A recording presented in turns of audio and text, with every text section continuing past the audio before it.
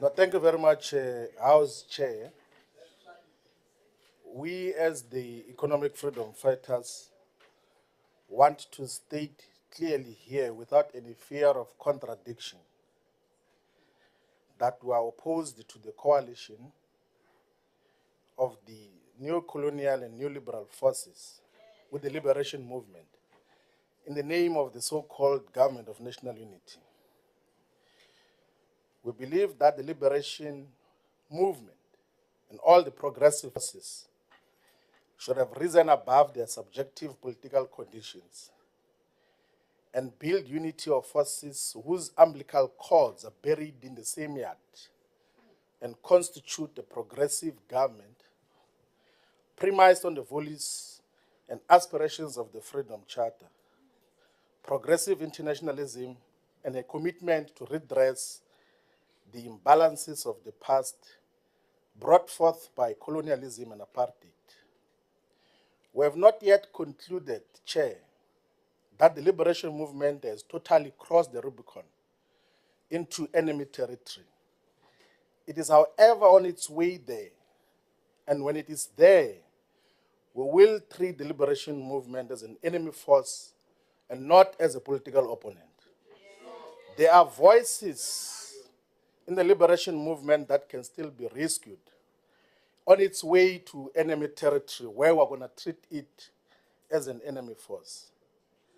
Now, the National Treasury has got a legislative obligation and constitutional obligation to coordinate South Africa's macroeconomic policies and accept the production of research papers.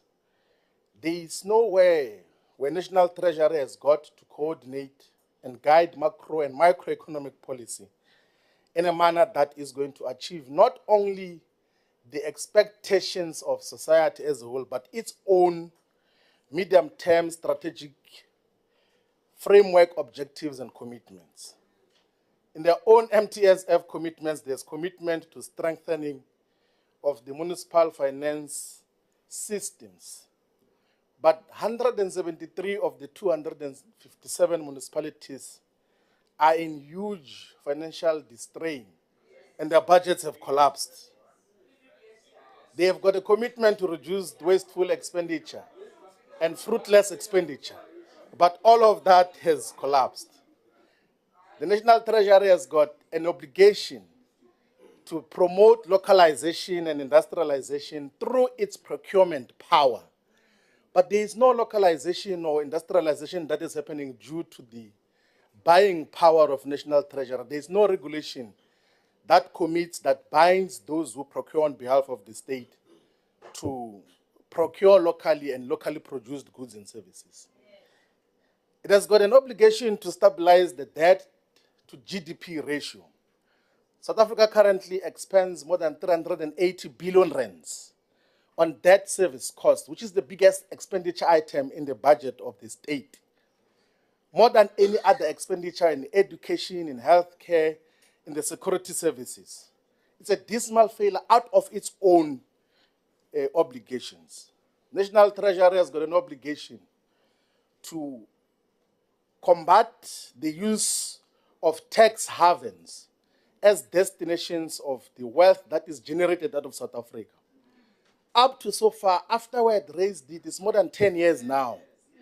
There's not yet a coherent and cogent policy position and legislation to combat the usage of the tax havens and illicit financial flows. In the 2024 budget, which was presented in February, the Director General of National Treasury makes a correct observation that over the past 15 years, economic growth in South Africa has averaged 0.8%. And this is far below than what is needed because the population growth is far higher than that, meaning that over the past 15 years, South Africa is getting poorer. He further says that over the same period, the government borrowing has ballooned to support the rising expenditure. And as a result, debt service costs are choking the economy and the public finances. And the budget vote, the vote which we are saying we should support here, does not radically and drastically depart from what has been in the past 5, 15, 20 years.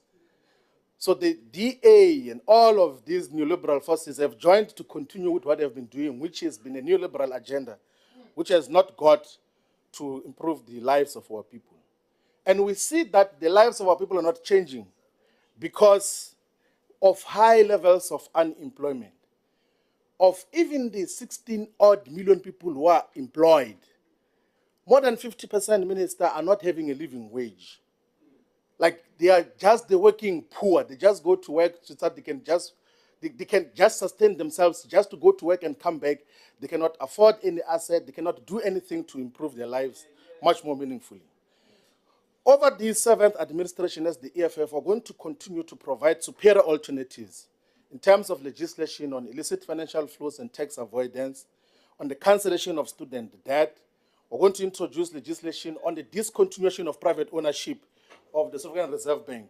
We're going to introduce legislation on insourcing of government workers. We're going to introduce a framework on how conditional grants must be optimally utilized to drive the developmental agenda.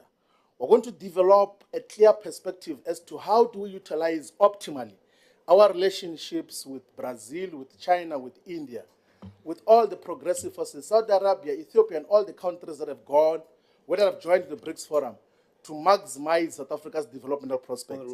There is huge potential that we can maximize and gain major and meaningful economic value out of our meaningful economic partnerships with the countries that we relate with. Let us continue to reject this nonsense of a government of national unity until we constitute a progressive government that is going to drive the agenda of our people. Thank you very much. Thank you.